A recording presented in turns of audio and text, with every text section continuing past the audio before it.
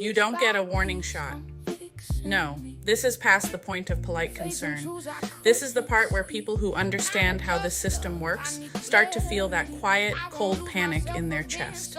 Because what's happening right now isn't loud. It's not dramatic. It's not a movie. It's worse.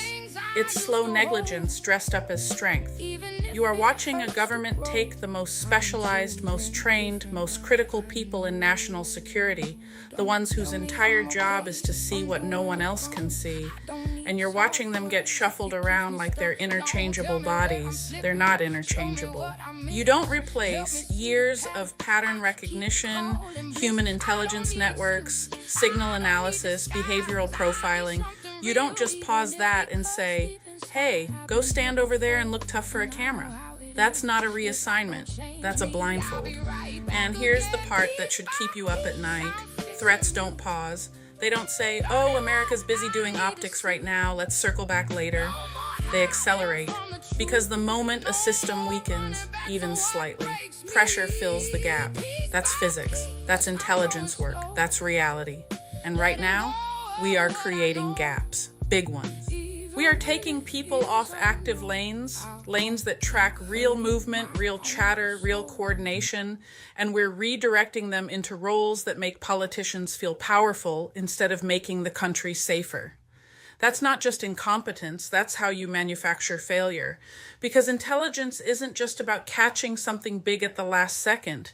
It's about noticing the small shifts early, the weird communication, the change in behavior, the signal that doesn't match the pattern. And when you pull people off that work, those signals don't stop. They just go unseen. Missed signals turn into missed connections. Missed connections turn into missed warnings. Missed warnings turn into headlines, and by the time it becomes a headline, it's already too late. That's what people don't understand. You don't get a warning shot. There is no almost when systems fail at that level. There is no do-over, no quick fix, no press conference that undoes damage once it's done. And yet here we are, watching leadership confuse visibility with effectiveness, watching professionals get sidelined while political theater takes center stage, watching the machinery that actually keeps this country intact get chipped away piece by piece, not with one catastrophic decision, but with a series of arrogant, short-sighted ones. This is how countries get caught off guard, not because they had no resources, not because they had no talent, but because they stopped using them correctly. Because leadership decided it knew better than the system built over decades. Because ego replaced discipline. Because optics replaced function. And the most dangerous part? People start normalizing it. They scroll past it. They argue about the wrong things.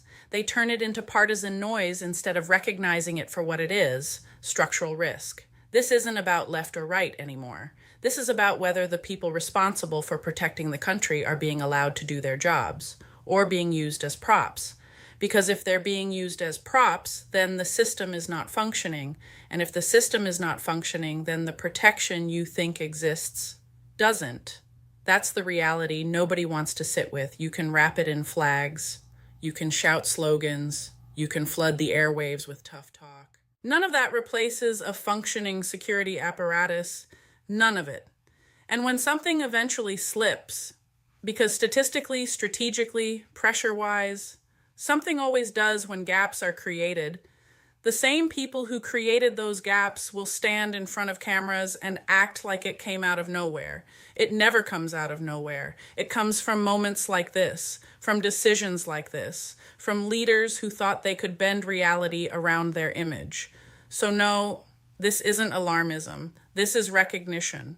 This is the point where people who understand how fragile systems actually are start saying very clearly, this cannot continue like this.